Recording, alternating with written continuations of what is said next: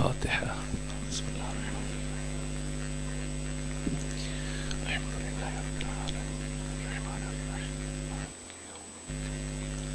إياك نعبد وإياك نستعين اهدنا الصراط المستقيم صراط الذين أنعمت عليهم غير المغضوب عليهم ولا الضالين. أعوذ بالله من الشيطان الرجيم. بسم الله الرحمن الرحيم. الحمد لله رب العالمين بارئ الخلائق أجمعين. الحمد لأهله والصلاة على أهلها. الصلاة والسلام على سيد الأنبياء والمرسلين العبد المؤيد الرسولنا المسدد المصطفى الأمجد الحبيب الأحمد النبي الأمي المكي المدني السراج المنير الكوكب الدري صاحب الوقار والسكينة المدفون بأرض مدينة سيدنا ونبينا وشفيع ذنوبنا طبيب قلوبنا وحبيب نفوسنا ومولانا أبي القاسم محمد المصطفى صلى الله عليه وسلم وأهل بيته الأطيبين الأطهرين الأنجبين المعصومين المظلومين ولعنة الله على أعدائهم ومنكري فضائلهم وغاصبي حقوقهم من جوم عداوتهم إلى الآن ومن الآن إلى قيام يوم الدين. أما بعد فقد قال حق سبحانه وتعالى في القرآن بسم الله الرحمن الرحيم والعصر إن الإنسان لفي خسر إلا الذين آمنوا وعملوا الصالحات وتواصوا بالحق وتواصوا بالصبر. صلوات بھیجی خاندان فاطمہ.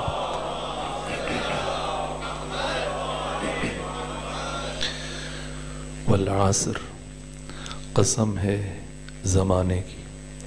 والعصر قسم ہے ڈھلتی ہوئی عمر کی. والعصر قسم ہے عہد بعثت محمد مصطفیٰ صلی اللہ علیہ وآلہ وسلم کی.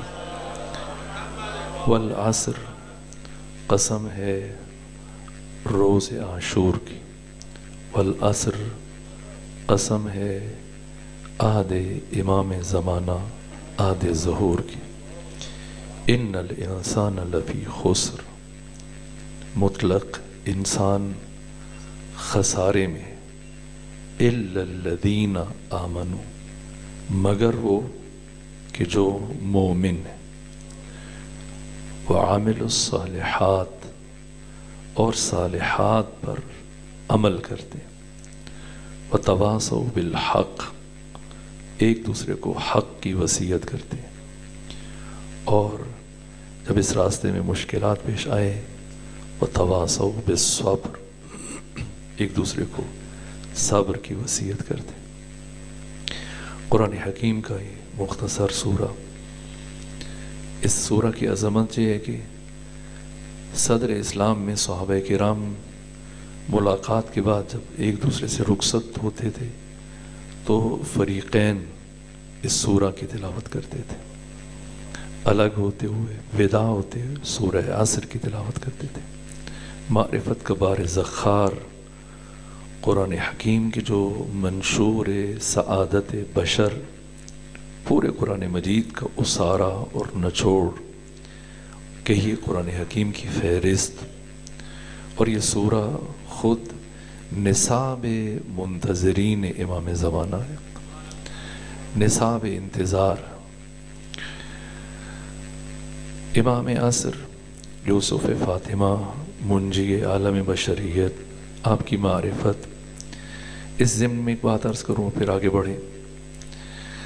کائنات میں ان حقیقتوں کی معرفت نسبتاً آسان ہے کہ جو صرف ایک پہلو کی حامل ہو. مثلا آپ کے سامنے یہ ستون اس کا تعلق عالم ملک سے، عالم مادہ سے، عالم طبیعت سے، عالم ناسوت سے، اس سے ماورا کچھ بھی نہیں. اس کو سمجھنا، درک کرنا، نسبتاً ان حقائق کو سمجھنا آسان ہے، لیکن ایک ایسا وجود کہ جو خود ذی مراتب حقیقت ہو، جس کا ایک ظاہر ہے، ایک باطن ہے، ایک ملک ہے، ایک ملکوت ہے، ایک غائب ہے، ایک شہود ہے. یہ ذی مراتب اور ذی درجات حقیقت کا ادراک یہ مشکل ہو جاتا ہے. اور پھر ایسی حقیقت کے جو خود حد درجہ درجات اور مراتب کی حامل ہو، جیسے خود وجود مبارک ختمی مرتبہ اور آپ کے جانشین اس زمانے کی محمد مصطفیٰ آقا امام زمانہ عجل اللہ تعالی فرجہ الشریف،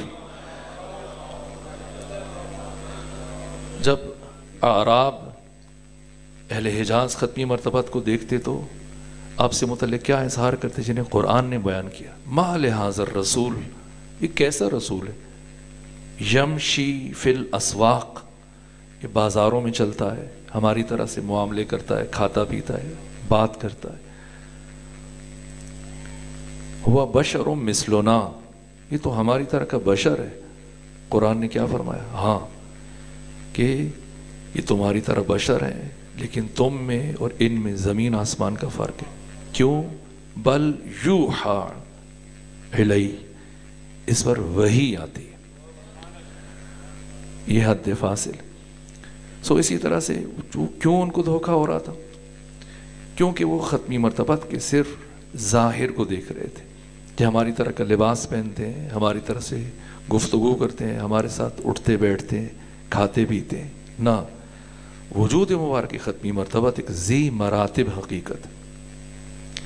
اسی طرح سے آپ کے فرزند اپنے زمانے کے محمد مصطفیٰ آقا امام زمانہ ایک ذی مراتب ہستی. آپ کی معرفت، خود مولا متقیان کا ایک جملہ ہے نہج البلاغہ میں، حضرت فرماتے ہیں کہ بعض لوگوں کی عقل ان کی آنکھوں میں ہے اور بعض لوگوں کی آنکھیں ان کی عقل میں. یہ بہت دقیق اور عارفانہ کلام ہے حضرت کا. کیا کہنا چاہ رہے ہیں کہ بعض لوگوں کی آنکھیں ان کی عقل میں اور بعض کی عقل ان کی آنکھوں میں.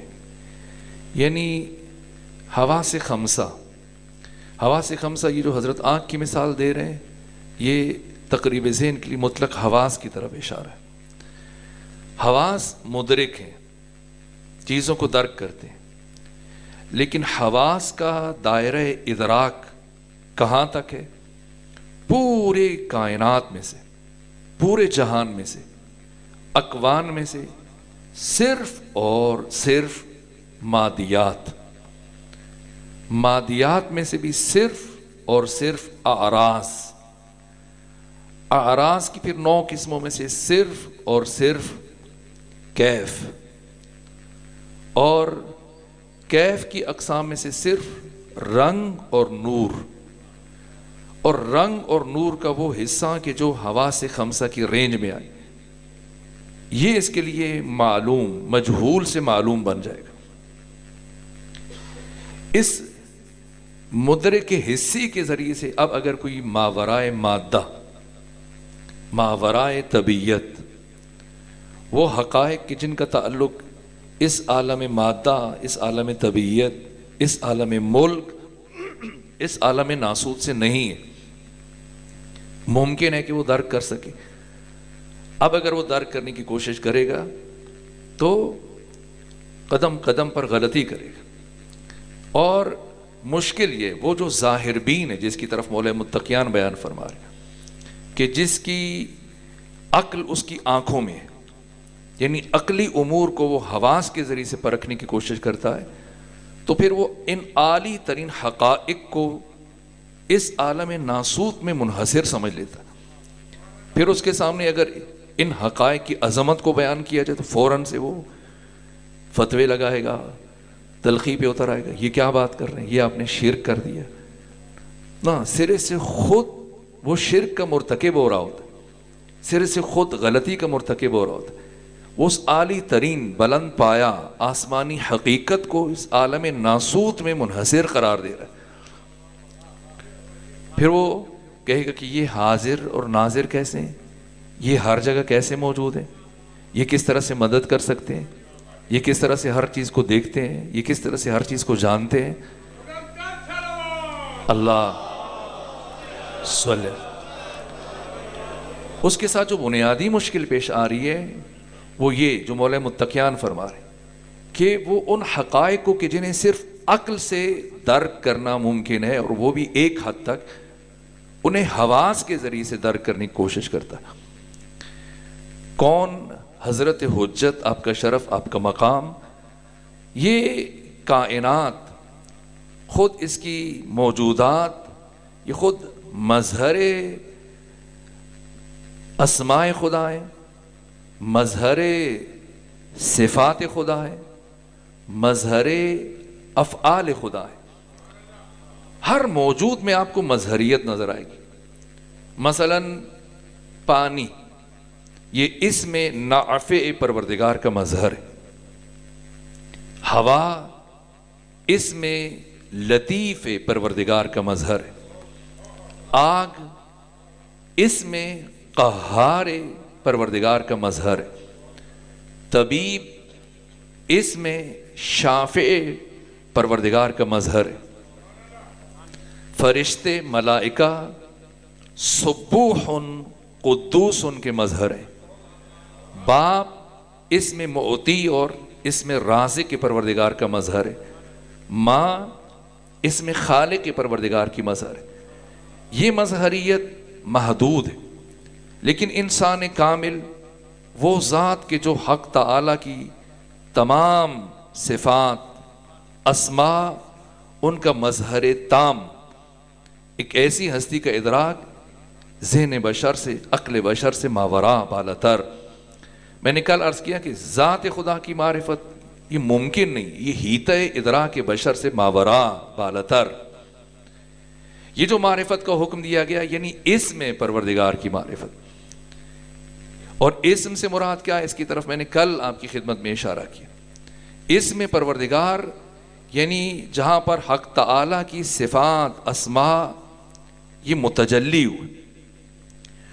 اور اسم پروردگار کی معرفت کیوں ضروری ہے؟ تاکہ انسان اس کمال مطلوب تک پہنچ سکے۔ کیوں ختمی مرتبہ نے فرمایا کہ من مات ولم یعرف امام زمانہ مات میتۃ جاہلیہ؟ توحید کی بات نہیں ہو رہی، جو اپنے زمانے کے امام کی معرفت کے بغیر مر گیا یہ جاہلیت کی، کفر کی موت مرا۔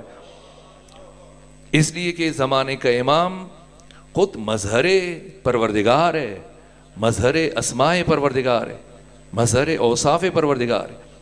اس کی معرفت، یہ جو کہا جاتا ہے خوب ہم اس طرف زیادہ نہیں جائیں تاکہ بات بکھر نہ جائے، پیچیدہ نہیں، یہ اس کمال مطلوب تک، جس مطلوب تک، جس کمال تک پہنچنے کے لیے اللہ نے انسانوں کو خلق فرمایا، یہ ممکن نہیں کہ انسان کامل کی معرفت کے بغیر انسان وہاں تک، اس کمال مطلوب تک پہنچ سکے۔ وہ کمال مطلوب ولی خدا، انسان کامل، خلیفۃ اللہ فی الارضین، وہ ایک ذی مراتب ہستی، ذی درجات ہستی۔ اس عالم ناسوت میں حق تعالی نے اپنے نور کو پیکر بشری میں انسانوں کے درمیان بھیجا۔ اب اگر کوئی اس عالم ناسوت میں اس وجود کو منحصر قرار دے رہا ہے تو غلطی پر اور گمراہی پر۔ اس سے ماورا پھر عالم ذر، عالم ذر جو عالم مثال اور عالم ناسوت کے درمیان، اس عالم ناسوت سے قریب تر، عالم ذر میں وہ ہادی، عالم مثال میں، اور پھر اس سے بالاتر عالم ملکوت اسفل، پھر عالم ملکوت اعلیٰ، پھر عالم جبروت، ان تمام عوالم میں یہ بشریت کے، ملائکہ کے، عقول عالیہ کے ہادی، مرشد ہیں، رہبر ہیں، حق تعالیٰ کی صفات اور اسماء کے مظہر ہیں. خوب یہ دید. اب اگر کوئی ان ظاہری آنکھوں سے دیکھنا چاہے اور اپنی محدود یہاں سے یہ تصور پیدا ہوتا ہے. یہ جو ہم نے تقسیم بندی کی، انتظار عامیانہ، عالمانہ، عارفانہ، اس لیے کہ جو مولا متقیان نے فرمایا جن امور کی تشخیص صرف عقل کے ذریعے سے ممکن ہے، اگر کوئی ان امور کو حواس کے ذریعے سے سمجھنا چاہے اور پہچاننا چاہے پھر ٹھوکر کھائے گا، پھر غلطی کا مرتکب ہوگا. مہدویت وہ حقیقت کہ جو حواس کے ذریعے سے، اور حواس تو قدم قدم پہ دھوکہ کھاتے. کتنی غلطیاں ہیں حواس کی. آپ ریل کی پٹڑی کے بیچ میں کھڑے ہو جائیں اور نگاہ ڈالیں، آپ کو یہ ریل کی پٹڑی کچھ آگے جا کے وہاں ملتی ہوئی نظر آئے گی. ایسے لگے گا کہ آگے چل کے یہ لوہے آپس میں مل رہے ہیں، لیکن آپ چلتے جائیے، جتنا چلیں یہ نہیں مل رہے. جیسے دو ایسے متوازی خطوط کے جہاں جن میں کہیں تقاطع نہیں ہو. پھر یہ کیا ہے؟ یہ حواس کا دھوکہ. اسی طرح سے آپ نے دیکھا ہوگا بعض شعبدہ باز جو آگ کو جلدی سے ایسے گھماتے ہیں، سرعت سے تو ہمیں دائرے کی شکل میں نظر آتی ہے وہ آگ، در حالی کہ جب یہاں ہے تو اس وقت وہاں نہیں، لیکن اتنی سرعت سے گھماتے ہیں. یہ حواس کا دھوکہ ہے. آپ ایک اپنا ہاتھ گرم پانی میں ڈالیے، ایک ہاتھ آپ ٹھنڈے پانی میں ڈالیے. اب ان دونوں کو نکال کر یہ دونوں ہاتھ ایک ساتھ معتدل پانی میں ڈال دیجیے. یہ معتدل پانی جو نہ گرم ہے نہ ٹھنڈا، ایک ہی پانی ایک ہاتھ کو گرم لگے گا، ایک ہاتھ کو ٹھنڈا لگے گا. ایک ہاتھ کیا بتا رہے، دوسرا ہاتھ سیدھی چھڑی اگر آپ پانی کے اندر ڈال دیجیے تو وہ آپ کو ٹیڑھی دکھنا شروع ہو جائے گی. یہ حواس کے دھوکے ہیں. خود ظاہر سامنے نظر آنے والی چیز اس میں انسان دھوکے کھاتا ہے. چہ بسا کہ وہ حقائق کے جو حواس سے ماورا بالاتر، ان کی نسبت انسان حواس کے ذریعے سے سمجھنا چاہے، درک کرنا چاہے تو یقینی غلطی کا ارتکاب کرے گا. یہ مولا متقیان نے فرمایا. اور بعض افراد بالعکس اتنے دقیق ہوتے ہیں کہ وہ حسی امور کو بھی عقل کی دید سے دیکھتے ہیں، عقل کی نگاہ سے دیکھتے ہیں. حد درجہ دقیق. یہ مومن سے متعلق ہے. المومن قیس، مومن قیس ہوتا ہے، آگاہ ہوتا ہے، بصیر ہوتا ہے. اتقوا فراست المؤمن فإنه ينظر بنور اللہ. مومن کی فراست سے بچو کہ مومن نور خدا سے دیکھتا ہے. یہ امیر المومنین نے فرمایا کہ لم لبست ولم لبس علی. علی نے آج تک کسی کو دھوکہ نہیں دیا اور نہ کوئی علی کو دھوکہ دے سکتا. یہ کیا حقیقت ہے جو امیر المومنین سے متعلق خود مولا متقیان بیان فرما رہے ہیں. یا خود مومن کی جو علامت ہے، مومن کی جسے دھوکہ نہ دیا جا سکے. مومن دقیق ہوتا ہے، باریک بین ہوتا ہے، مومن عقل کی نگاہ سے دیکھتا.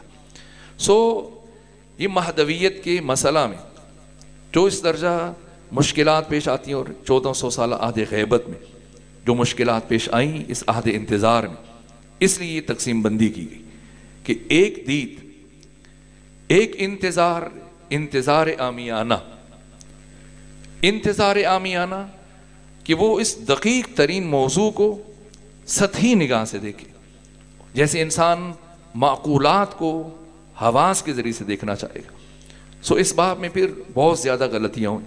کیوں کہ جو عقلی امور ہوتے ہیں ان کی فہم، ان کا سمجھنا مشکل ہو جاتا ہے. تو پھر جب انسان زیادہ محسوسات سے مانوس ہو جائے، عادی ہو جائے، تو پھر وہ معقولات کی طرف جاتے ہوئے وہ تھکنا شروع ہو جاتا ہے. جیسے مثلا اگر گفتگو میں کہانی بیان کی جا رہی ہو یا سادہ بات ہو تو افراد ساتھ چل رہے ہوتے ہیں، اور جیسے ہی کبھی تھوڑی سی گہری یا علمی بات نسبتاً ہو تو رفتہ رفتہ وہ آنکھیں بند ہونا شروع ہو جاتی ہیں. اور پھر یا انسان دیکھ رہا ہوتا ہے، سر بھی ہلا رہا ہوتا ہے ایسے، اور جسمانی طور پر وہ وہاں پہ موجود ہے، لیکن اب روحی طور پر وہ وہاں سے فرار کر جاتا ہے. یہ ہم سمجھتے ہیں جیسے کوئی بیٹھا ہوگا ایسے تو آپ کہیں بھائی آپ کس فکر میں ہیں. نہ، یہ فکر نہیں کر رہے. اگر آپ ہیں تو حالت روزہ میں، اور میری بھی کیفیت ایسی نہیں کہ بہت بہتر انداز میں عرض کر سکوں، لیکن میں ایک تقسیم کر دیتا ہوں تاکہ ہمیں اس موضوع کو سمجھنے میں آسانی، تاکہ انسان اور حیوان کا فرق واضح ہو جائے. یہ انسان کسے کہتے ہیں؟ انسان کے علم کا آغاز کہاں سے ہوتا ہے؟ واللہ اخرجکم من بطون امہاتکم لا تعلمون شیئا. قرآن فرماتا ہے کہ جب ہم نے تمہیں اپنی ماں کے شکم سے باہر نکالا تو تم کچھ نہیں جانتے تھے. انسان جاہل پیدا ہوا. پھر پہلے مرحلے میں جو انسان کو علم حاصل ہونا شروع ہوتا ہے یہ حواس کے ذریعے سے. حواس خمسہ، قوہ شامہ ہے، قوہ ذائقہ ہے، قوہ باصرہ ہے، قوہ لامسہ ہے. آنکھیں ہیں، کان ہیں، ناک ہے، ہاتھ ہیں، لمس کرتا ہے، چکھتا ہے، سونگھتا ہے، سنتا ہے. یہ حواس خمسہ. جو چیز حواس خمسہ کی رینج میں آ جائے یہ ہمارے لیے مجہول سے معلوم بن جاتی. مثلا آپ نے یہ ستون دیکھا اور دیکھنے کے بعد اس کی صورت آپ کے ذہن میں نقش ہو گئی. اب جب اس ستون کا گھر میں بیٹھے ہیں افطار کے وقت تو شاگردیز کا ذکر ہوا یا تو فوراً سے یہ ستون آپ کے ذہن میں آ گیا. جیسے یہ لفظ آپ کے سامنے دہرایا جائے گا یہ تصویر آپ کے ذہن میں آ جائے گی. یہ آپ کا اس ستون سے متعلق علم ہے. یہ کون سا علم ہے؟ علم حسی. روزے کی حالت میں ایسی باتیں کرنا خود ایک طرح کی زیادتی ہے، لیکن گفتگو کا ابتدائی حصہ ہے. جہاں مشکل پیش کریں گے تو ہم آسان کرنا شروع کر دیں گے کچھ واقعات کے ساتھ اس طرح سے کہ باتیں پہنچیں. تو یہ علم جو انسان کو حاصل ہوتا ہے حواس کے ذریعے سے، حواس خمسہ، آنکھوں کے ذریعے سے، کانوں کے ذریعے سے، ناک کے ذریعے سے، ہاتھوں سے لمس کر کے یا قوہ ذائقہ کے ذریعے سے. یہ کون سا علم ہے؟ علم حسی. یہ حواس کے ذریعے سے حاصل ہوتا ہے. اب یہ بتائیے کہ کیا یہ علم صرف انسانوں کو حاصل ہوتا ہے یا حیوانات کو بھی حاصل ہوتا ہے؟ حیوانات کو بھی حاصل ہوتا ہے. وہ بھی اس علم میں انسان کے ساتھ شریک ہے. چہ بسا وہ انسان سے زیادہ اس علم میں مہارت رکھتے ہیں.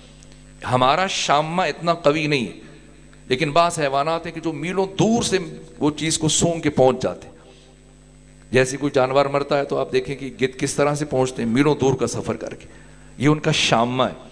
سونگنے کی صلاحیت انسان سے کئی گنا زیادہ. اسی طرح سے باصرہ، ہم قریب میں ایک چیز کو شاید دیکھ پائیں لیکن بہت سارے ایسے حیوانات ہیں کہ جو میلوں دور موجود چیز کو دیکھنے کی صلاحیت رکھتے ہیں. قوہ ذائقہ، اسی طرح سے باقی قوہ. یہ علم حسی انسان کے ساتھ خاص نہیں ہے. جیسے ہمیں حاصل ہوتا ہے حیوانات کو بھی حاصل ہوتا ہے، بس اوقات ہم سے بھی زیادہ. اس کے بعد ایک اور علم ہے، وہ ہے علم خیالی.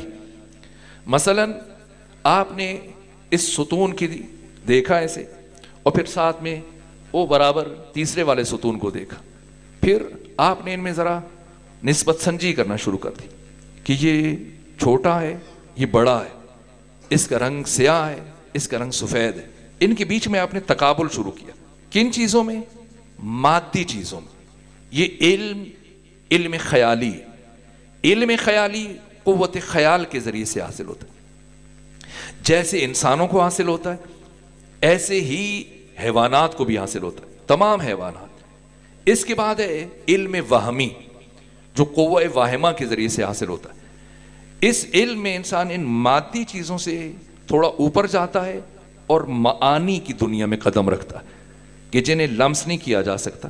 معانی، لیکن معانی جزئیہ، ان کی کلیت ٹوٹ جاتی ہے جب آپ ایک کلی معنی کو ایک حقیقت کی طرف مضاف کر دیں. جیسے محبت کیا ہے نہیں معلوم، نفرت کسے کہتے ہیں نہیں پتا، دوستی کی حقیقت کیا ہے نہیں ہے معلوم، دشمنی کیا ہے نہیں پتا، لیکن یہ جانتا ہے فلانا میرا دوست ہے، فلانا میرا دشمن ہے، وہ مجھ سے محبت کرتا ہے، وہ مجھ سے نفرت کرتا ہے. یہ علم وہمی کہلاتا ہے. جس طرح سے یہ علم انسان کو حاصل ہوتا ہے اسی طرح سے حیوانات کو بھی حاصل ہوتا ہے. انسان مثلا چھوٹا بچہ ہے، اب اسے نہیں پتا کہ دوستی اس کی حقیقت کیا ہے، اس کا مفہوم کیا ہے، لیکن یہ جانتا ہے کہ یہ جو 20 افراد بیٹھے ہیں 20 میں سے باقی 19 کی نسبت یہ ایک مجھے سب سے زیادہ پسند کرتا ہے. سب بازو پھیلائیں تو وہ کسی کے پاس نہیں جائے گا، وہ اس ایک کے پاس پہنچے گا جس سے متعلق وہ جانتا ہے. اسی طرح سے حیوانات ہیں. آپ اگر کنکر اٹھائیں، پتھر اٹھائیں تو بلی ہے، کتا ہے، کوا ہے، وہ انسان کو دیکھ کر فرار کرتے ہیں. کیوں؟ وہ جانتے ہیں یہ میرا دوست ہے، دشمن ہے، بچہ ایک کھلونا اٹھا کے لے کے جائے, بندوق لے کے چلا جائے, کبھی شور مچاتے اٹھ سب جمع ہو جائیں گے. یہ علم واہمی ہے جس میں وہ دیکھتے ہیں کلی معنی کو جب کسی چیز کے ساتھ مضاف کریں اس کی کلیت توڑ کر, تو یہ جس طرح انسانوں کو حاصل ہوتا ہے اسی طرح سے حیوانات کو بھی حاصل ہوتا ہے. اس کے بعد چوتھا علم ہے جسے کہتے ہیں علم عقلی. یہ قوہ عاقلہ مفکرہ کے ذریعے سے انسان کو حاصل ہوتا ہے, قوہ عقل کے ذریعے سے. یہ علم خاص ہے انسان کے ساتھ, اس میں کوئی حیوان شامل نہیں. کسی بھی حیوان کو علم عقلی حاصل نہیں ہوتا. علم عقلی کیا ہے؟ ہوا سے ماورا, قوہ خیال سے بالاتر, قوہ واہمہ سے بالاتر قوت عقل. جب انسان کی قوت عقل فعال ہو جائے اور وہ حقائق اور اعیان اور کلیات اور قواعد کا اور مفاہیم کا ادراک کرنا شروع کر دے, تو یہ ہے علم عقلی جو قوت عقل کے ذریعے سے حاصل ہوتا ہے. یہاں پر پہنچ کر انسان حیوان کو خدا حافظ کہہ دیتا ہے. ھذا فراقم بینی و بینک, یہ تیرے اور میرے درمیان جدائی ہے. انسان کی انسانیت اسی علم عقلی کی وجہ سے, جب شعوری زندگی علم عقلی کی وجہ سے جب اس کی حیات عقلی کا آغاز ہوگا تو حقیقتاً اب اس کی پیدائش ہو رہی, اب اس کی انسانیت کا آغاز ہو رہا ہے. انسان کی انسانیت اس کی عقل کی وجہ سے, عقل جب فعال ہو جائے, ورنہ یہ ہے سب کے پاس لیکن فعال نہیں ہے, تو ابھی انسانیت کا سفر شروع نہیں ہوا. عقل جب حرکت میں آئے, عقل کی حرکت کا نام ہے فکر. خیال الگ ہے, فکر الگ ہے. اگر انسان گم بیٹھا ہے اور پیسے گن رہا ہے, یا مثلا گاڑی سے متعلق کہ اب اس کو میں نے واش کرانا ہے یا یہ بیچ کی دوسری, یہ فکر نہیں ہے, یہ خیال ہے. فکر کیا ہے؟ جب انسان کلیات میں تدبر کرتا ہے, تعقل کرتا ہے, تفکر کرتا ہے. کیسے؟ مثلا موجودات کو یوں اکٹھا کرتا ہے جو اس کے ذہن میں موجود ہیں, چیزیں, ان معلومات کو جو اس کے ذہن میں موجود ہیں.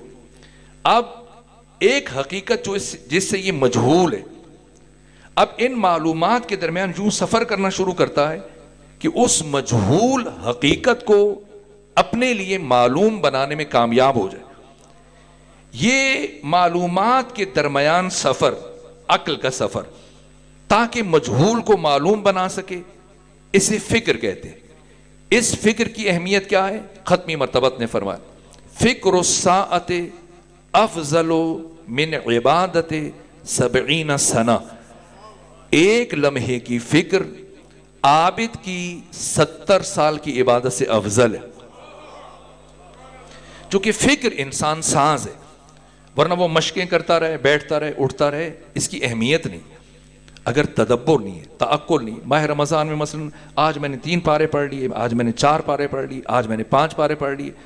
جس ہستی پر قرآن نازل ہوا, وجود مبارک ختمی مرتبہ, فرمایا لا خیر فی تلاوت لا تدبر فیہ, اس تلاوت میں کوئی بھلائی نہیں ہے جس میں تدبر نہ. رب قارئ اللہم صلی علی محمد اللہم صلی علی رب قارئ القرآن یقرأ القرآن والقرآن یلعنہ. بعض قاری قرآن کی تلاوت کرتے ہیں, قرآن پلٹ کر ان پر لعنت کرتا ہے. افلا یتدبرون القرآن, تدبر کیوں نہیں کرتے؟ ام علی قلوب اقفالها, کیا تمہارے دلوں کے اوپر تالے لگے ہوئے؟ یہ فکر انسان ساز ہے, اور فکر کے ذریعے سے انسان خدا تک پہنچتا ہے. فکر کے ذریعے سے انسان کامل کی ہو, ولی خدا, اپنے زمانے کے امام کی معرفت حاصل کرتا ہے. اور اگر کسی کی قوت عقل فعال نہیں ہوئی اور ابھی تک وہ علم حسی, علم خیالی, علم وہمی, ان 3 کے درمیان سفر کر رہا ہے, وہ زندگی گزار رہا ہے. حیوان پیدا ہوا, حیوان زندگی گزار رہا ہے, حیوان مرے گا, اور جب قیامت کے دن اٹھے گا تو حیوان اٹھے گا. انسان کی حقیقت اس کی عقلی عمر ہے, اور اسلام نے بھی اس عقلی عمر کو اہمیت دی.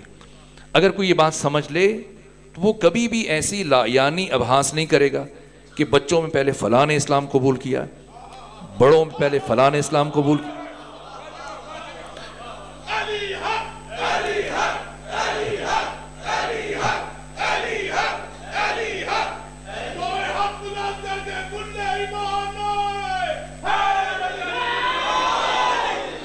وہ اس ظاہری سے ان کو دیکھ رہا ہے، لیکن اسلام دین علم ہے، دین عقل ہے، دین معرفت ہے، دین بصیرت ہے، دین حکمت ہے، دین شعور ہے.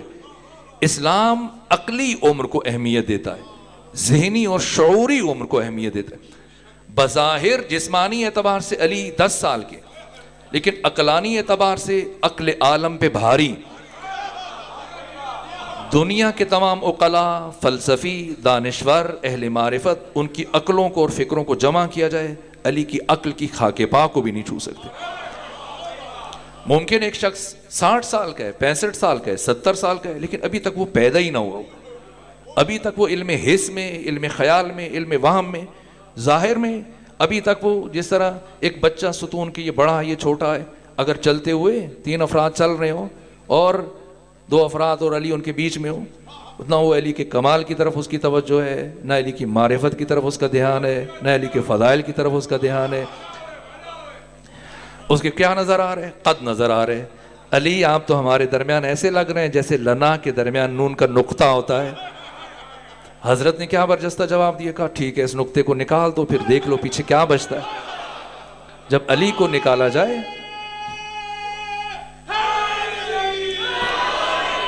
اگر خدا کی حجت کو درمیان سے نکال دیا جائے تو پھر لا بچ جاتا ہے، کچھ بھی نہیں. یہ کائنات، یہ خود ایسا نہیں تھا کہ حضرت نے فوری طور پہ ان کو، جو انہوں نے کہا کہ آپ تو ہمارے درمیان ایسے لگ رہے ہیں جیسے لنا کا نقطہ، تو حضرت نے انہیں چپ کرانے کے لیے نہ، یہ حقیقت بیان کیے کہ اللہ کی حجت کے بغیر، خلیفہ خدا کے بغیر کائنات لا ہے، کچھ نہیں ہے، عدم ہے. سمجھنا ہے مہدویت. مہدویت کو درک کرنے کے لیے کون سی دید چاہیے؟ یہ دید عاقلانہ. اگر کوئی حواس کے ذریعے سے سمجھنے کی کوشش کرے گا پھر اجتماع کرے گا. اب آئیے باب مہدویت میں جب ہم احادیث کا مطالعہ کرتے ہیں تو 50 احادیث ہیں. غیبت نعمانی میں بھی اشارہ کیا گیا اور باقی جو اس موضوع کے متعلق بڑی کتب لکھی گئی ہیں، اور غیبت شیخ طوسی میں اور باقی کتب بیان کیا گیا. 50 احادیث کے محققین نے، دانشوروں نے شدت سے ان کی نفی کی ہے کہ ان باتوں کا امام زمانہ کے ساتھ کوئی تعلق نہیں. یہ 50 احادیث جس میں امام زمانہ کی نسبت شدت اور سختی کی طرف کہ آئیں گے اور ہاتھ میں تلوار ہوگی اور بس قتل و غارت گری کرتے چلے جائیں گے. پھر یہ حدیث جو بہت ساری کتابوں بیان، وہ انہی 50 احادیث میں سے کہ امام زمانہ کی اتنی ہیبت ہوگی اور اتنا خوف طاری ہوگا کہ لوگ اسلام چھوڑ کر عیسائی ہو جائیں گے اور جا کر نصارہ سے ملحق ہو جائیں گے، اور اس طرح سے مردوں کی گردنیں کاٹیں گے اور عورتوں کے شکم چاک کریں گے. یہ مہدویت کا منفی تصور. محققین نے، علم رجال کے ماہرین نے ان احادیث کی جب سند سے متعلق تحقیقات کی اور پھر مستقل اب کتابیں لکھی گئی. یہ محمد بن علی کوفی، یہ 50 میں سے 34 احادیث اس سے نقل ہوئی ہیں، اور باقی 16 احادیث جو احادیث نہیں کہنا چاہیے لیکن جو مشہور ہیں، اسے مغیرہ بن سعید نے نقل کیا. محمد بن علی کوفی، اس سے متعلق فاضل بن شاہزان جو امام حسن عسکری علیہ السلام کے معتمد صحابی اور آپ کے شاگرد اور آپ کے جانثار ساتھیوں میں سے، وہ کہا کہ یہ کذاب اکبر ہے، یہ حد درجہ جھوٹا ہے، اور خود امام حسن عسکری علیہ السلام نے اس شخص کو جھوٹا قرار دیا. اور فاضل بن شاہزان امام کے معتمد یہ صحابی، وہ انہوں نے کہا کہ میں ایک مرتبہ قنوت میں، نماز کے قنوت میں اس کے لیے بد دعا کرنے لگا تھا، لیکن میں نے صبر سے کام لیا کہ خدا اس کی ہدایت کرے. خوب یہ اس طرح کی جو بہت ساری جتنی بھی آپ وہ نکالیں گے، جس طرح سے آئیں گے اور اتنا خون بہے گا کہ انسان گھٹنوں تک وہ خون میں ڈوب جائے گا، نہ ایسی نہیں، ایسا قطعاً نہیں. امام سے متعلق یہ منفی تصور، یا امام سے متعلق جس طرح سے شیخ احسائی نے جو فرقہ شیخیہ کا بانی اور اس کے شاگرد کاظم رشتی نے جو کتابیں لکھی کہ امام ایک مقام پر خاص مقام حور رقہ اس طرح سے وہاں قیام پذیر ہیں، یا جو جزیرہ برمودا کا تصور دیا گیا. اور عجیب یہ کہ ہمارے ہاں اردو زبان میں یہ فارسی کی زبان میں لکھی گئی کتابیں، ان کا اردو زبان میں بھی ترجمہ ہوا. یہ پہلے مرحلے میں یہ انتظار عامیانہ کہ امام ایک جگہ پر جزیرہ برمودا ایک ٹرائنگل ہے، فلوریڈا ہے اور اطلس ہے اور بحیرہ احمر، ان کے وسط میں ایک جزیرہ برمودا ہے اور امام یہاں قیام پذیر ہے. اور یہاں پر امام کے مخصوص اصحاب بھی ہیں اور امام کی ازواج بھی ہیں اور امام کے بیٹے بیٹیاں بھی ہیں.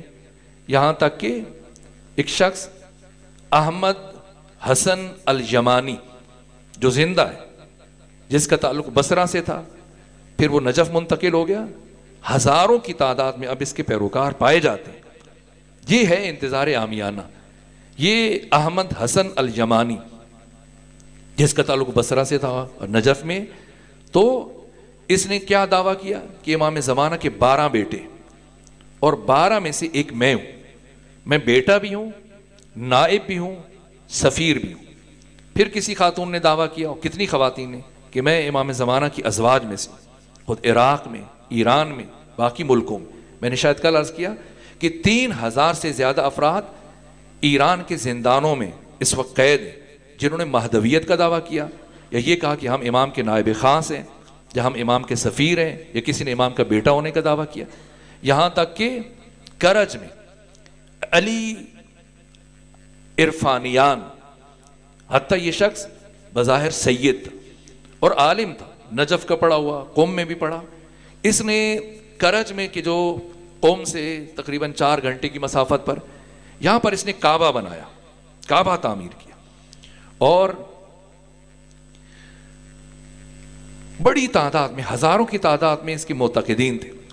اور یہ خود کو امام زمانہ کا نائب خاص کہتا تھا. اور اس نے یہ کہنا شروع کیا رازداری کے ساتھ کہ امام زمانہ نے مجھے حکم دیا کہ تم یہاں کرج میں ایک کعبہ تعمیر کرو، کیونکہ حجاز میں جو کعبہ ہے وہ نجدیوں کے قبضے میں ہے، میں وہاں ظہور نہیں کروں گا، میں یہاں ظہور کروں گا. اور اب اتنی بڑی تعداد میں اس نے اپنے سلسلے کو پھیلایا کہ ایک دن معین کیا گیا کہ اس دن یہ سارے افراد یہاں پر اکٹھے ہوں گے اور عالمی ادارے بھی اس میں انوالو تھے. اور ان سب سلسلوں کے پیچھے خود جہودیت، موساد، یہ ادارے ملوث اور تو تحقیقات چیزیں سامنے آ رہی. یہاں تک کہ ایرانی اطلاعات نے اور پولیس نے اس اجتماع سے 2 دن پہلے اس کی گرفتار کیا اور گرفتار کرنے کے بعد زندان میں لے جانے کے بعد اس کا مصاحبہ ہوا، انٹرویو ہوا اور اس سے پوچھا گیا کہ یہ امام زمانہ کا ملک ہے تو تمہیں اتنی بڑی گستاخی کی کیسے جرأت ہوئی؟ تم تو سید بھی ہو، عالم بھی ہو اور نجف میں پڑھا، قم میں پڑھا، اس کے باوجود تم نے اتنا بڑا ظلم کیا اور خیانت کی کیوں کر؟ اس سطح پہ چل کے تم نے جو یہ بلنڈر کیا، اتنا بڑا جھوٹ بولا، کیسے؟ اور لوگوں نے کیسے قبول کیا؟ یہ مقام عبرت ہے. سنیں اس کا یہ مصاحبہ آن دی ریکارڈ ہے، آپ دیکھ سکتے ہیں. تو کیا جواب دیا؟ کہا کہ یہ مشکل ہوتی ہے. یہ جو میں نے علم حسی، خیالی، وہمی کی بات کی تھی، علم عقلی کی بات کی تھی، اب درک کیجئے گا کہ بات کیا اور ہماری تقصیر کیا ہے اور خود ہمارا بیچ میں کتنا حصہ ہوتا. کہا جب میں نجف سے پڑھ کے آیا اور میں نے درس ورس دینا شروع کیے، مجالس پڑھنا شروع کی، تو جب میں مجالس پڑھتا تو وہ لوگ ایسے سنتے، کچھ جاگتے، کچھ سو جاتے اور بے توجہی کے ساتھ. تو مجھے دقت ہوتی کہ میری باتوں کو اہمیت کیوں نہیں دیتے، غور سے کیوں نہیں سنتے. تو میں نے سوچنا شروع کیا کہ میں ایسا کیا کروں کہ یہ میری باتوں کو بہت دھیان سے سنیں، توجہ سنیں، داد دیں، پسند کریں. تو کہا کہ میں نے سوچا کہ کوئی روٹین سے ہٹ کے کوئی اچھمبے کی، کوئی اچھوتی، کوئی منفرد، کوئی نئی بات کی. تو میں نے ڈرتے ڈرتے اپنے خطاب میں، اپنی گفتگو میں، اپنی تقریر میں ایک ایسی بات ایڈ کر دی اور ڈرتے ہوئے سنایا کہ پتہ نہیں کوئی اٹھ کے کھڑا نہ ہو جائے، روک نہ دے کہ یہ کیا پڑھ رہے ہیں، کہاں سے پڑھ رہے ہیں. لیکن کسی نے کچھ نہیں کہا اور اسی پہ ان کی لوگوں کی آنکھیں کھل گئیں اور دھات دینا شروع ہو گیا اور ان کی توجہ بڑھ گئی. تو میری ہمت بڑھی اور اگلے دن پھر اس کا دورانیہ میں تھوڑا سا اور بڑھا دیا اور کرتے کرتے کرتے کرتے پھر میری ساری کی ساری گفتگو ان خلاف حقیقت باتوں پر مشتمل ہوتی اور لوگ دور دراز سے کہ ایک ایسا دانشور ہے، ایک ایسا عالم ہے، ایسا محقق ہے جو باقی لوگوں کی طرح سے باتیں نہیں کرتا. اس میں ہماری تقصیر ہوتی. یہ ہمارا کردار، یہ تصور مہدویت کا. اسی طرح سے حتیٰ ایسی لوگوں نے یہ کتابیں لکھی، اور عجیب یہ کہ ہماری یہ کتابیں، اور کئی مرتبہ، اب میں وہ ناشرین کا نام نہیں لیتا، ادارے کا نام، انہوں نے بہت اچھی کتابیں بھی بعض چھاپی ہیں، لیکن ساتھ یہ کتابیں اور اس کے کئی ایڈیشن آ چکے ہیں جزیرہ خضرا کے نام سے، اور لمبی لمبی داستانیں. یہ کیسا تصور ہے آج کے متمدن، مہذب اور مثقف معاشرے میں، آج کے اس باشعور انسان کو جو مہدویت کی طرف متوجہ ہو رہا ہے، اسے جب ہم امام زمانہ کا یہ تصور پیش کریں کہ یہ تصور کہاں سے آیا. یہ ہمارا جو سندھ اور پنجاب کا یہ جاگیردارانہ نظام ہے، سرمایہ دارانہ نظام ہے. جیسے ایک چودھری ہوتا ہے، ایک وڈیرا ہوتا ہے، وہ اپنے علاقے سے کسی کو گزرنے نہیں دیتا، گھر کے سامنے سے گزرنے نہیں دیتا. تو یہی تصور آپ پڑھیے جزیرہ برموڈا میں. حتیٰ ہمارے بعض خطباء بھی اس چیز کو بہت اور بڑھا چڑھا کے بیان کرتے ہیں کہ ایسی جگہ امام وہاں پر تشریف فرما ہے، اور آپ کے بچے بھی ہیں، آپ کے اصحاب بھی ہیں، نہ وہاں سے کوئی کشتی گزر سکتی ہے، نہ کوئی اوپر سے ہوائی جہاز گزر سکتا ہے. اگر کشتی گزرے گی تو وہ بھی ڈوب جائے گی، اگر باہری جہاز نکلے گا تو وہ بھی غرق ہو جائے گا. تو آج کی متمدن دنیا میں جب ہم مہدویت کی بات کریں، اور آج کا باشعور انسان پلٹ کر یہ پوچھ لے کہ تم تو کہتے ہو کہ تمہارا امام مہدی یہ منجی عالم بشریت ہے، یہ انسانیت کا مشکل کشا ہے، بشریت کا نجات دہندہ ہے. یہ کیسا مشکل کشا ہے کہ جو لوگوں کو غرق کرنے میں مصروف ہے، لوگوں کو ڈبونے میں مصروف ہے، لوگوں کو مارنے میں لگا ہوا ہے. تو ہم کیا جواب دیں گے؟ نہ، امام زمانہ رؤوف ترین ذات ہے، امام زمانہ کریم ترین ذات ہے، حق تعالی کی رحمانیت کا مظہر تام. وجود مبارک کی ختمی مرتبہ پیغمبر گرامی اسلام نے کیا فرمایا؟ روز غدیر فرمایا، المہدی من ولدی، مہدی میری نسل سے، اسمہ اسمی و کنیتہ کنیتی، اس کا نام میرا نام ہے، اس کی کنیت میری کنیت ہے، اور پوری کائنات میں خلق و خلق میں مجھ سے سب سے زیادہ شباہت رکھنے والا میرا بیٹا مہدی ہوگا. اللہ اکبر یا رسول اللہ.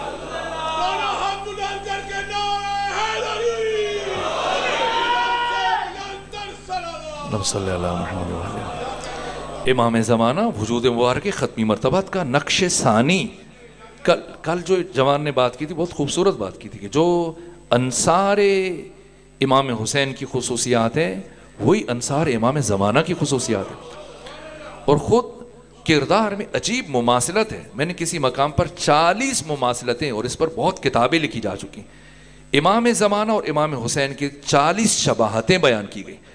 امام حسین کتنے کریم ہیں، انسان حیران ہو جاتا ہے، واقعاً حیران ہو جاتا ہے. رحمت الہیہ کا تجسم حسین ابن علی. میں نے جب یہ روایت پڑھی تھی میں خود پریشان ہو گیا.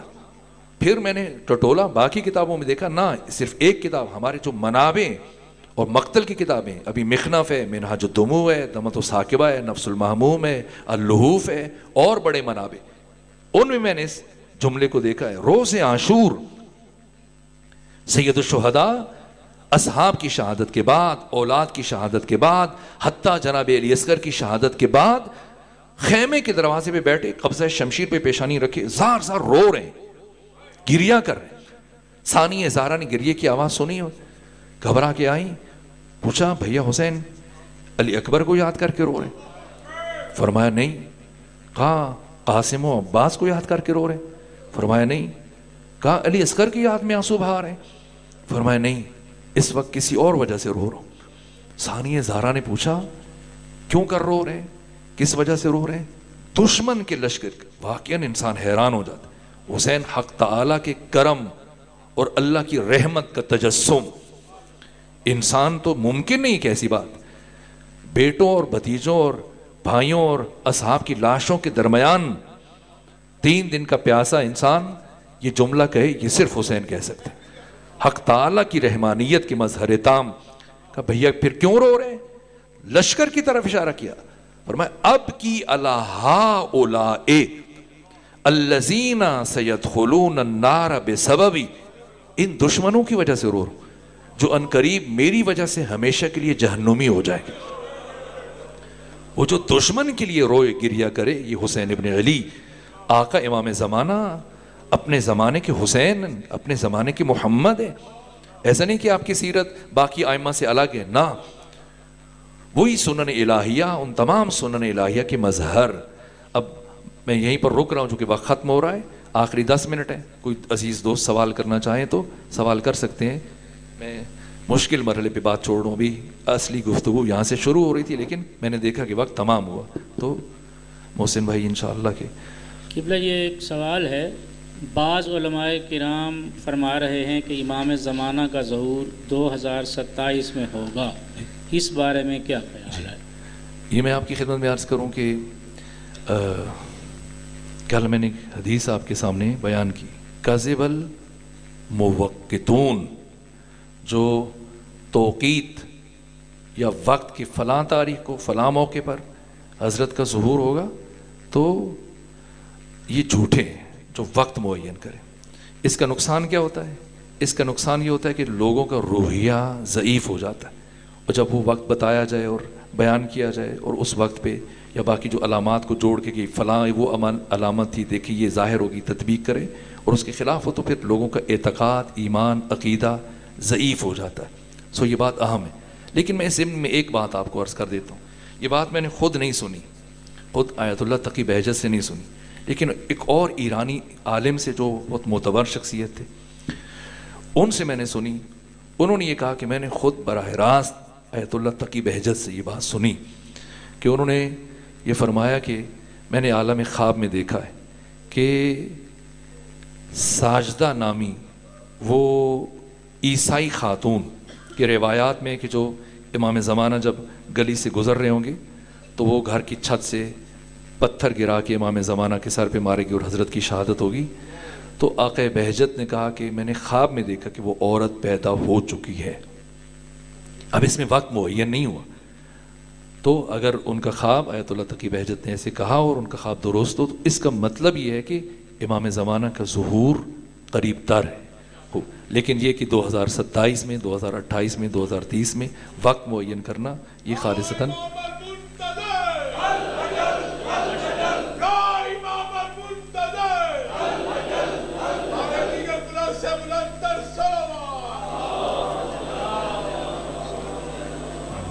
سوال یہ ہے کہ جب باقی 11 امام آئے تو لوگ تیار نہیں تھے، تو کیا وجہ ہے 11 امام اس دنیا میں تشریف لائے جبکہ لوگ تیار نہ تھے، اور اب لوگوں نے تیار ہونا ہے تو فقط ایک امام کو ہی غیبت میں کیوں رکھا گیا؟ 11 ائمہ تیار کرتے رہے۔ آپ 250 سالوں کا اگر مطالعہ کیجئے مولا متقیان کی عہد امامہ سے لے کر امام حسن عسکری تک، ان 250 سالوں میں، 250 سالوں میں ایک سال، ایک مہینہ، ایک ہفتہ تو بجائے خود ایک دن بھی کار امامت معطل نہیں ہوا۔ یعنی ائمہ نے ہر مرحلے میں، مشکل ترین مراحل میں، یہاں تک کہ پچھلے عرصے میں مجھے یہاں حاضر ہونے کی توفیق حاصل ہوئی، حضرت امام موسیٰ کاظم علیہ السلام مشکل ترین عہد ہے لیکن زندان میں بھی کار امامت کو رکنے نہیں دیا، مسلسل لوگوں کی روشت، ان کی ہدایت، ان کی رہبری، ان کی رہنمائی کرتے رہے ہر مرحلے میں، ہر موقع پر۔ لیکن جب سب نے محنت کی، زحمت کی، ابلاغ کیا، حقائق پہنچائے، دعوت دی بشریت کو، لیکن جب لبیک نہیں کہا گیا تو میں نے یہ عرض کیا تھا کہ امام زمانہ خدا سبحان کا آخری ذخیرہ ہے، اور یہ اللہ کا قانون ہے کہ جب اللہ کی کسی نعمت کی قدر نہ کی جائے تو وہ واپس لے لیتا ہے۔ اب خدا نے یہ فرمایا کہ پہلے 11 کو بھیجا، وہ بلاتے رہے، تم نہیں آئے، اب 12ویں کو تم بلاتے رہو گے، میں اس وقت تک نہیں بھیجوں گا جب تک کہ تم تیار نہیں ہو جاؤ گے۔ سو عہد غیبت میں ہماری ذمہ داری یہ کہ ہم خود کو آمادہ کریں، تیار کریں۔ سوال ہے، کیا امام یا نبی اپنی اہلیت سے کسی انسان کو ہدایت دے سکتے ہیں؟ بالکل دے سکتے ہیں۔ قرآن مجید کی 2 آیات ہیں الگ الگ، اس کو اگر پرسوں، چونکہ کل حضرت امام حسن مجتبیٰ کی سیرت کو بیان کرنا ہے تو پرسوں ذرا سا کھول کے، پچھلے عرصے میں پاکستان میں یہ مسئلہ تھوڑا سا اٹھا بھی تھا، ہدایت دے سکتے ہیں، ہدایت نہیں دے سکتے۔ ایک آیت میں انک لا تہدی، اور دوسری آیت میں پھر چل کے پروردگار نے فرمایا کہ انت تہدی، انک انت تہدی. تو یہ دو آیات کو کیسے جمع کریں گے؟ یہ سمجھانے کے لیے کہ اللہ کی اور ان کی مشیت میں وحدت ہے. یہ صرف اس کی ہدایت کرتے ہیں جس کی ہدایت خدا چاہتا ہے.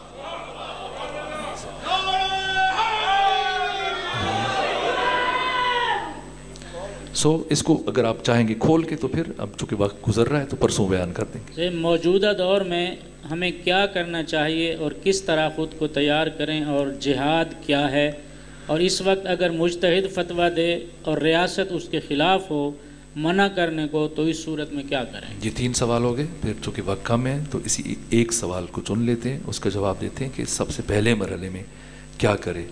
جہاد کی بات ہے تو جہاد کا آغاز جہاد بن نفس سے ہوگا. غزوہ 27 کل 83 جنگیں لڑی پیغمبر اسلام نے، اور ان میں سے 27 میں بنفس نفیس خود شرکت فرمائی. جس جنگ میں پیغمبر نے شرکت فرمائی اسے غزوہ کہتے ہیں. باقی جنگوں کو سریہ کہا جاتا ہے.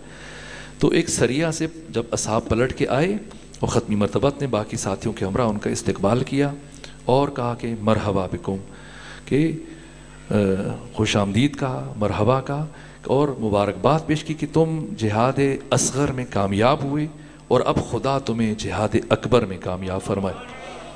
تو پوچھا، استفسار کیا، یا رسول اللہ اتنی ہم نے زخم کھائے اور بھوک پیاس برداشت کی، تھکاوٹ برداشت کی، سفر اور دشمن کے مقابلے میں گئے، جان ہتھیلی پہ رکھے، یہ جہاد اصغر، تو پھر جہاد اکبر کیا ہے؟ فرمایا نفس کے ساتھ جہاد کرنا. اگر کوئی امام زمانہ کی نصرت کرنا چاہتا ہے یا عہد انتظار میں اس سمت بڑھنا چاہتا ہے، سفر کرنا چاہتا ہے، تو اس کے لیے لوگ ورد بتاتے ہیں، وظیفے بتاتے ہیں، یہ پڑھو، اتنی دفعہ پڑھو، اتنی دفعہ یہ دعا مانگو، اتنی دفعہ یہ ذکر کرو. نہ، اساس اور بنیاد یہ اتنی وزنی بات ہے، اتنی دقیق بات ہے، اور یہ اس کا موقع ہے، محل ہے. چونکہ ابھی شبہ قدر 19، 21، 23 شبہ قدر قریب ہیں. ان کے لیے جو سب سے بڑا عمل ہے، یہ شہید مرتضی مطہری کی 2 تقاریر ہیں، ان کو پھر چھاپا گیا، فارسی زبان میں چھپی، پھر اردو زبان میں ان کا ترجمہ ہوا. یہ کتاب پڑھنے سے متعلق ہے. بالخصوص میں جوانوں کو تاکید کرتا ہوں کہ اس کتاب کا مطالعہ کریں. توبہ کیا ہے اور کیسے قبول ہوتی ہے. دیکھیں کیا وجہ ہے کہ انسان 30 سال، 40 سال، 50 سال، 60 سال، 70 سال مسلسل عبادت کرتا ہے، نماز تہجد پڑھ رہا ہے، ہر روز اٹھ کر ایک سپارہ پڑھتا ہے، تسبیح پھیرتا رہتا ہے، کبھی عمرے پہ چلا جاتا ہے، کبھی حج پہ چلا جاتا ہے، اس کے باوجود گناہوں کا ارتکاب بھی کرتا ہے، اور چند ایک ان کھوکھلی انفرادی عبادات کے علاوہ اس کی زندگی میں کوئی فرق نہیں ہے. گھر میں اس کا اخلاق، بچوں کے ساتھ، زوجہ کے ساتھ، ہمسایوں کے ساتھ، بھائیوں کے ساتھ، اہل خاندان کے ساتھ، رشتہ داروں کے ساتھ قطع رحمی کا مرتکب ہے، حلال و حرام کا بھی زیادہ فرق نہیں کرتا، نظر بھی، نگاہ بھی اس طرح سے پاک نہیں ہے، باقی مسائل میں بھی وہیں پر رکا ہوا ہے. جیسے ہمارے ہاں بعض دیہاتوں میں پانی نکالنے کے لیے اب تو انجن ہے، موٹر وغیرہ وہ لے کے آ گئے، لیکن ماضی میں وہ بیل استعمال کیا جاتا. ابھی بھی شاید بعض علاقوں میں وہ چلتے رہتے ہیں اور پھر پانی نکلتا رہتا ہے، اس بیل کی آنکھیں باندھ دیتے ہیں. تو وہ سمجھتا ہے چلتا رہتا ہے، صبح سے لے کے شام تک وہ خیال کرتا ہے کہ شاید آج میں نے 500-600 کلومیٹر کا سفر طے کیا، لیکن جب آنکھوں سے پٹی کھولی جاتی ہے تو وہ وہیں پر کھڑا ہو.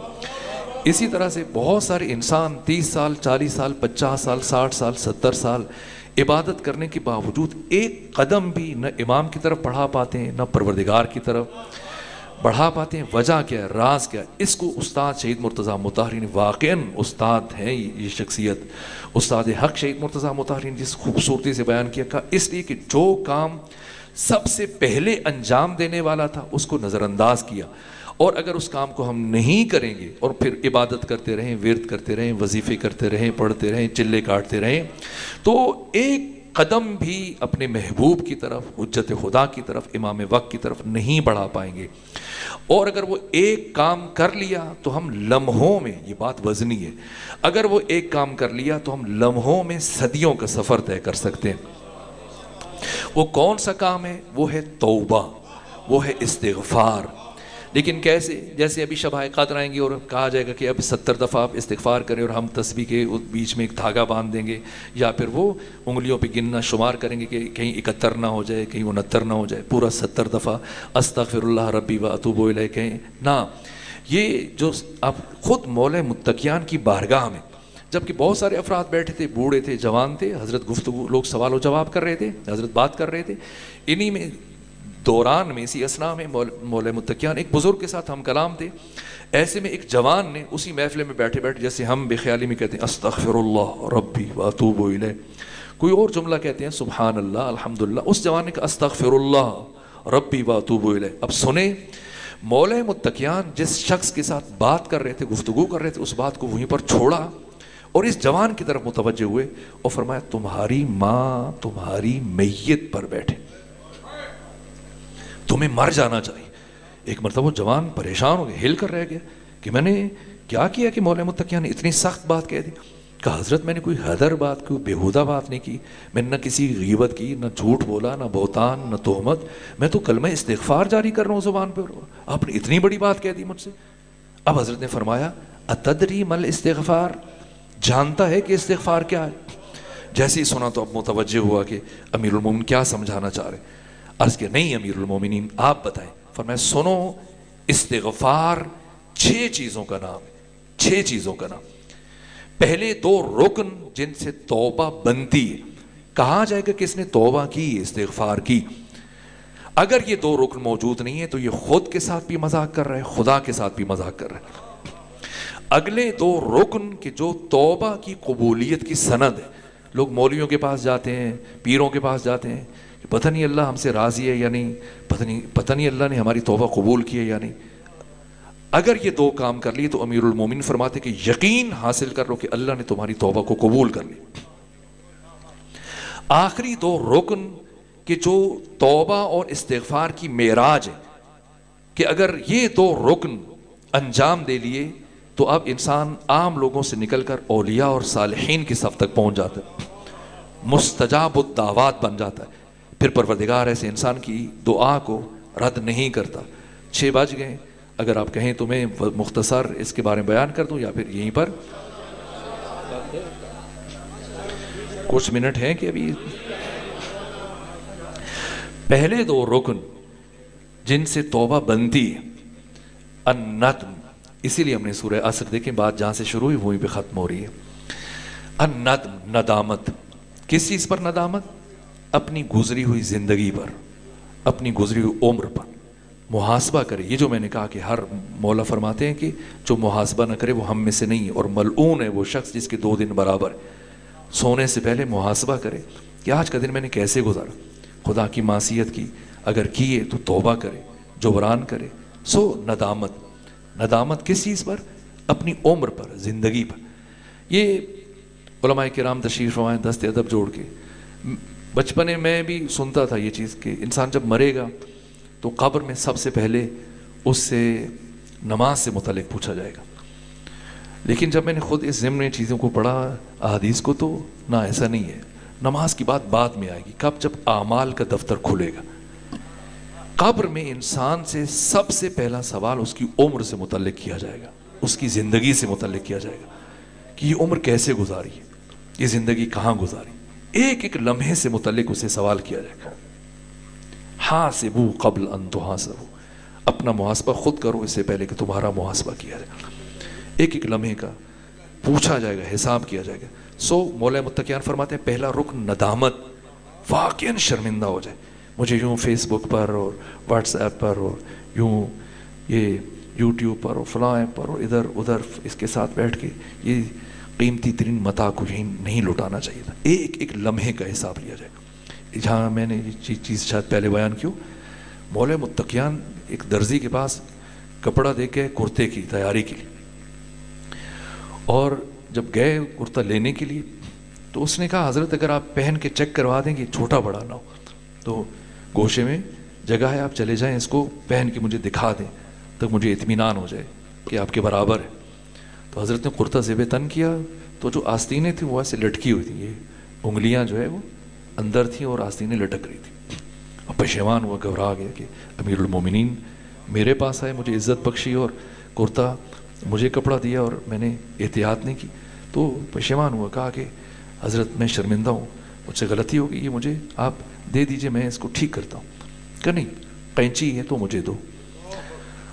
اس نے درزی نے قینچی دی تو حضرت نے وہ قینچی لے کر خود اپنے ہاتھ سے وہ اگلا حصہ جو اضافی تھا اسے کاٹا اور اس کو شرمندہ نہیں ہونے دیا۔ منسوب ہے کہ حضرت نے فرمایا کہ تمہارا شکریہ، میرے پاس رومال نہیں تھا، اب کرتے کا بھی تم نے انتظام کر دیا، رومال کا بھی انتظام کر دیا۔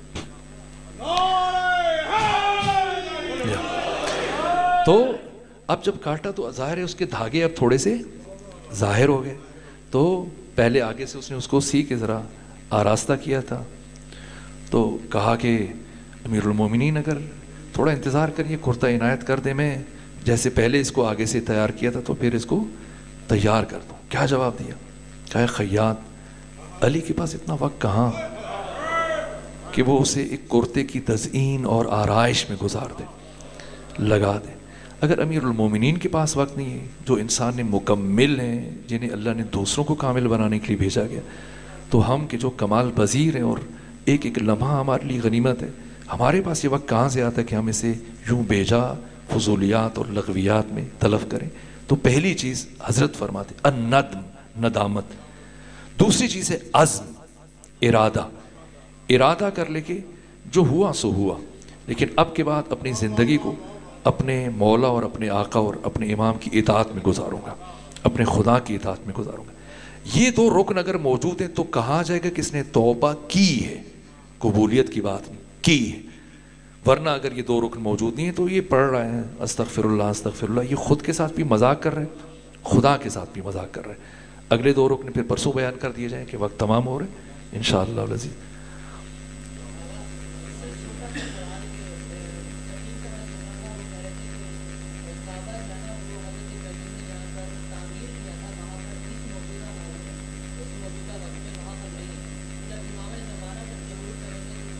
نہیں بالکل نہیں، ایسا قطعاً نہیں ہے۔ کعبہ بالکل اسی جگہ پہ ہے جہاں پہ، اور حضرت ابراہیم نے نہیں بنایا، انہوں نے تعمیر نو کی ہے۔ کعبہ ان سے پہلے سے جناب آدم کے اثر سے موجود تھا اس مقام کی، اور تاریخ کعبہ میں کبھی پھر آپ کی خدمت میں عرض کر دوں گا۔ یہ ایسی روایات ہیں، خود ان سے انسان بد عقیدہ ہوتا ہے، بد ظن ہوتا ہے، بدگمان ہوتا ہے، اور یہ حدیث بہت اہم ہے شبائے قدر کے لیے، جوانوں کے لیے یہ ہدیہ ہے۔ یہ جو 6 ارکان ہیں، میں نے وقت کم تھا تو 2 کی طرف اشارہ کر دیا، باقیوں کی طرف انشاءاللہ العزیز کل ممکن ہوا تو ٹھیک، نہیں تو پرسوں اشارہ کر دیں گے۔